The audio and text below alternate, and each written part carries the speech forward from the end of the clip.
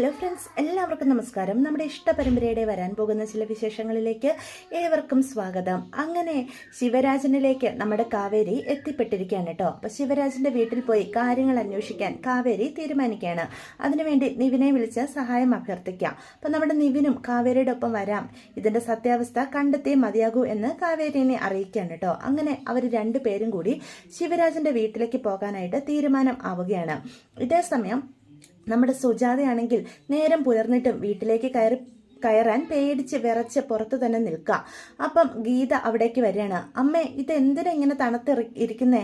അമ്മ ഇന്നലെ രാത്രി മുഴുവനും ഈ തണുപ്പത്ത് ഇവിടെയാണോ ഇരുന്നേ എന്ന് ചോദിക്കുക. നീ മിണ്ടിപ്പോകരുത്, അമ്മയോട് സ്നേഹമുള്ള മകളുടെ മനസ്സിലിരിപ്പൊക്കെ ഇന്നലെ എനിക്ക് മനസ്സിലായിടി എന്ന് പറയാൻ കേട്ടോ. എൻ്റെ പൊന്നമ്മേ, അമ്മ എന്തൊക്കെയായി മനസ്സ് കരുതി കൂട്ടി വെച്ചിരിക്കുന്നേ? ഇന്നലെ സംഭവിച്ചതൊക്കെ അമ്മ മനസ്സിൽ നിന്നെടുത്ത് കളാ. ഇന്നലെ ദാസേട്ടൻ കുടിച്ചിട്ട് അങ്ങനെ വായി തോന്നിയതൊക്കെ വിളിച്ചു പറഞ്ഞതാ, അല്ലാതെ അതൊന്നും വാക്കേണ്ട ഒരു ആവശ്യം അമ്മയ്ക്കില്ല എന്ന് പറയാണ്. ഇത് അമ്മയുടെ വീടല്ലേ, അമ്മ എന്തിനാ ഇങ്ങനെ പേടിക്കുന്നേ എന്ന് ചോദിക്കാം. പിന്നെ അമ്മയ്ക്ക് വയ്യെന്നായി, ഇനിയും ഈ സ്വത്തൊക്കെ അമ്മയുടെ പേരിൽ കിടന്നിട്ട് എന്തിനാ? അത് ഞങ്ങൾക്ക് എഴുതി തരുവാണെങ്കിൽ ഞങ്ങൾക്ക് ജീവിക്കാൻ ഒരു ആവശ്യത്തിനുള്ളതാവുകയും ചെയ്യും. ഇവിടെ തന്നെ ഒരു സൂപ്പർ മാർക്കറ്റ് തുടങ്ങാന്ന് ദാസേട്ടൻ പറയുന്നത് അത് നല്ലൊരു കാര്യമായിട്ടാ എനിക്കും തോന്നുന്നേ. ഇവിടെ അടുത്തൊന്നും സൂപ്പർ മാർക്കറ്റുകളൊന്നും ഇല്ലല്ലോ. അപ്പം ഇവിടെ ഒന്ന് തുടങ്ങിക്കഴിഞ്ഞാൽ നല്ല കച്ചവടം കിട്ടുകയും ചെയ്യും. ദേ, നിന്നോട് ഞാൻ ഒരിക്കൽ പറഞ്ഞു, നിന്റെ മനസ്സിൽ എന്തൊക്കെയാണെന്ന് എനിക്ക് വ്യക്തമായിട്ട് അറിയാം. അതും മനസ്സിലിട്ടുകൊണ്ട് നീയും നിന്റെ ദാസേട്ടനും ഇവിടെ നിൽക്കണമെന്നില്ല. ഇന്ന് തന്നെ രണ്ടുപേരും ദേ, ഇന്നലെ എന്നെ കൊല്ലാൻ നോക്കിയതിന് നിന്റെ ദാസേട്ടനെതിരെ കേസ് കൊടുക്കാൻ എനിക്ക് അറിയാഞ്ഞിട്ടല്ല. പക്ഷെ ഞാനത് ചെയ്യാത്തത് നിനക്കെന്നോട് സ്നേഹമില്ലെങ്കിലും ഞാൻ നൊന്തു പ്രസവിച്ച മകളായി പോയല്ലോ നീ, നിന്റെ ജീവിതം ഓർത്തിട്ടാ എന്ന് പറയാൻ കേട്ടോ. ദേ, അമ്മ ഒന്നുകൊണ്ട് ഓർത്ത് വിഷമിക്കണ്ട, ദാസേട്ടൻ ഇനി അമ്മ ഉപദ്രവിക്കേയില്ല, അമ്മ കയറി വന്നേ എന്ന് പറഞ്ഞ് സുജാതയും വിളിച്ചുകൊണ്ട് അകത്തേക്ക് പോവാണ് കേട്ടോ. അപ്പൊ ദാസൻ അവിടെ നിന്ന് പല്ല് തേക്കുന്നുണ്ട്. അപ്പം സുജാത കയറി പോകുന്ന കാണുമ്പോൾ, ഇന്നലെ എനിക്ക് നിങ്ങളെ കിട്ടിയില്ല, പക്ഷെ നിങ്ങളെ ഞാൻ അങ്ങനെ വെറുതെ വിടാനൊന്നും ഉദ്ദേശിക്കുന്നില്ല. നിങ്ങളെ എന്റെ വഴിക്ക് എങ്ങനെ കൊണ്ടുവരണമെന്നൊക്കെ എനിക്ക് നന്നായിട്ട് അറിയാൻ തള്ളേ എന്നൊക്കെ മനസ്സിൽ പറയാൻ കേട്ടോ. അപ്പം ഗീതയാണെങ്കിലോ സുജാതയെ സ്നേഹിച്ച് കൊല്ലാനാ നോക്കുന്നത്. ഇന്നലെ കണ്ട മകളേ അല്ല തന്റെ മുന്നിൽ ഇന്ന് നിൽക്കുന്നതെന്ന് സുജാതയ്ക്കും ബോധ്യപ്പെടുകയാണ്. തന്നോട് അത്രയ്ക്ക് സ്നേഹമാണ് കാണിക്കുന്നത്. പക്ഷെ ഇതെല്ലാം വെറും അഭിനയം മാത്രമാണെന്നും താൻ ഇനിയും ഇവളുടെ അഭിനയത്തിൽ വീണുപോയ നഷ്ടങ്ങൾ തനിക്ക് മാത്രമാകുമെന്നും സുജാതയ്ക്ക് ബോധ്യപ്പെടുകയാണ് കേട്ടോ. ഇതേ സമയം താൻ ഇന്നലെ വിനീതനെ വിളിച്ച് കാര്യങ്ങളൊക്കെ അറിയിച്ചിട്ട് പോലും അവൻ തന്നെ തിരക്കൊന്ന് വരിക പോലും ചെയ്തില്ലല്ലോ എന്ന വിഷമോ സുജാതയുടെ മനസ്സിലേക്ക് കടന്നു വരുന്നുണ്ടേ. പക്ഷെ നമ്മുടെ വിനീതനാണെങ്കിൽ സുജാത സ്വമനസാലെ വിളിച്ചതാണോ എന്ന ഒരു ചിന്തയാണ് കേട്ടോ. അപ്പം എങ്കിലും അമ്മയ്ക്ക് എന്തോ പ്രശ്നമുണ്ട്. അമ്മ തന്നെ ഇന്നലെ വിളിച്ച സ്ഥിതിക്ക് വീട്ടിൽ പോയി അമ്മ എന്തൊക്കെ പറഞ്ഞാലും അതൊക്കെ കേൾക്കാം. പക്ഷെ വീട്ടിൽ പോയി അമ്മയുടെ സുഖവിവരം ഒന്ന് അന്വേഷിക്കാം എന്ന് തന്നെ തീരുമാനിക്കാം. അപ്പം നമ്മുടെ വിനീതിന്റെ വിഷമിച്ചുള്ള ഇരിപ്പും ഭാവമൊക്കെ കാണുമ്പോൾ അടുത്ത് ചെന്ന് ഗംഗ ചോദിക്കുന്നുണ്ട്, വിനീതേട്ടന് എന്തെങ്കിലും സങ്കടം ഉണ്ടെന്ന്. അത് പിന്നെ ഗംഗ, എനിക്ക് വീട് വരെ ഒന്ന് പോണായിരുന്നു, അമ്മയ്ക്ക് പക്ഷെ ഇഷ്ടപ്പെടുമെന്ന് അറിയത്തില്ല. അതിപ്പം സംശയം എന്താ? സുജാത അപ്പച്ചി നമ്മളെ രണ്ടുപേരെയും ഇറക്കി വിടും, അത്ര തന്നെ എന്ന് ഗംഗ പറയാണ്. അപ്പൊ ഗംഗയെ വരുമോ എന്ന് ചോദിക്കാം. വിനീതേട്ടൻ തന്നെ പോകണ്ട, ഞാനും കൂടി വരാം. നമ്മൾ രണ്ടുപേരും അവിടെ ചെന്നിട്ട് അപമാനിക്കപ്പെടുവാണെങ്കിൽ ഒരു കുഴപ്പവും ഇല്ലല്ലോ എന്ന് പറയാണ്. അമ്മയ്ക്ക് എന്തോ സങ്കടം ഉള്ളതുപോലെ എന്റെ മനസ്സിൽ പറയുന്നു. ചിലപ്പം എനിക്ക് തോന്നുന്നതാകും. ഒന്ന് പോയി അമ്മയുടെ കാര്യം അന്വേഷിച്ചിട്ട് വരാം. അമ്മ എന്നെ എന്തൊക്കെ പറഞ്ഞാലും അത് സാരമില്ലെന്നേ എന്ന് പറയാം. അങ്ങനെ അവർ രണ്ടുപേരും കൂടി സുജാതയുടെ വീട്ടിലേക്ക് പോകാൻ തീരുമാനിക്കുകയാണ് കേട്ടോ.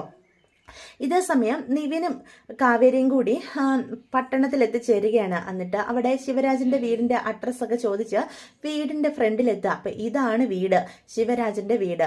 എന്റെ അച്ഛനെ ചതിച്ച് ജയപാലൻ ആ തോട്ടം എങ്ങനെ കൈക്കലാക്കിയെന്ന് ഇന്ന് നമുക്ക് ഇവിടെ നിന്നറിയാം എന്ന് പറയാൻ കേട്ടോ.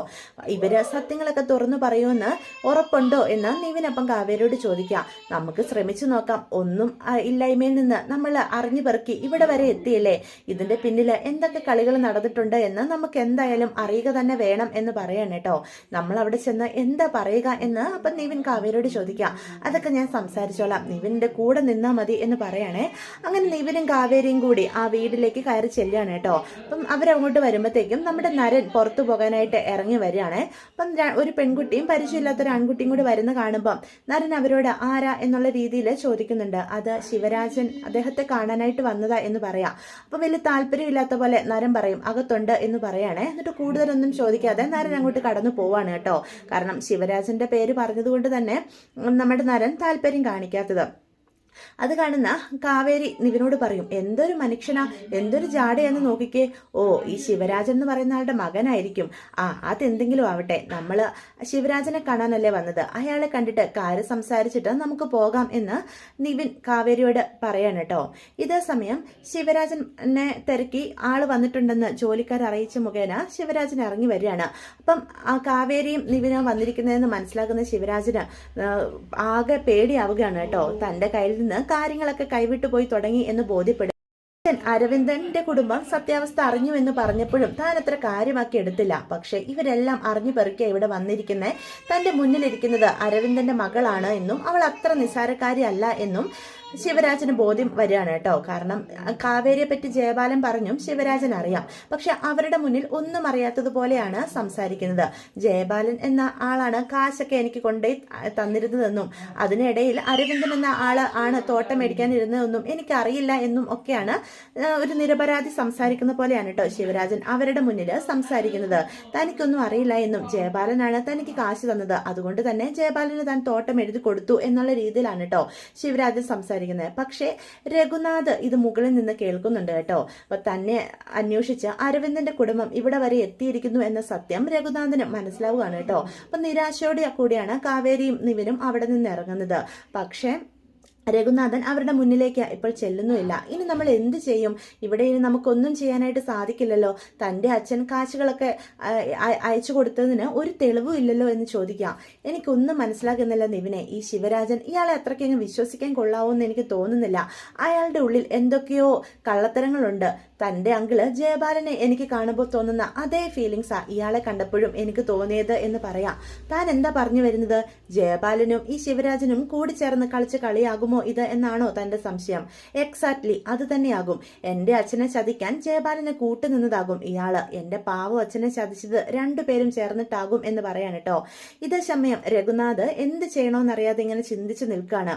കാവേരിയെയും കുടുംബത്തിനും നീതി ലഭിക്കണം, അതിന് താൻ എന്താണ് പ്രവർത്തിക്കേണ്ടത് എന്ന ചിന്ത രഘുനാഥിന്റെ മനസ്സിലേക്ക് കടന്നു വരികയാണ്.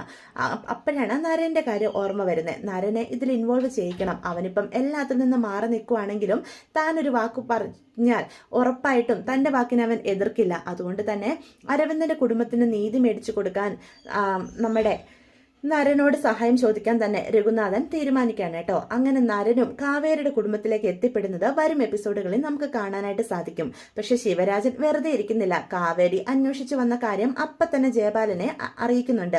ഇനിയും കാവേരി ജീവിച്ചിരിക്കുന്നത് തന്റെ നല്ലതിനല്ല എന്ന് ജയബാലൻ തീരുമാനിക്കുക. അതുകൊണ്ട് തന്നെ നമ്മുടെ കാവേരിയെ ഇല്ലാതാക്കാൻ തന്നെ ജയബാലൻ തീരുമാനിക്കാണ് കേട്ടോ. പക്ഷെ നമ്മുടെ കാവേരിയെ രക്ഷിക്കാൻ അവളുടെ ഹീറോ നരൻ തന്നെ വരുന്നതും അവളെ രക്ഷപ്പെടുത്തുന്നതും അവരുടെ കുടുംബത്തിലെ പ്രശ്നങ്ങളെല്ലാം സോൾവ് ആക്കി ജയബാലന് 8ന്റെ പണി കൊടുക്കുന്നതുമൊക്കെ നമുക്ക് കാണാൻ കഴിയും കേട്ടോ.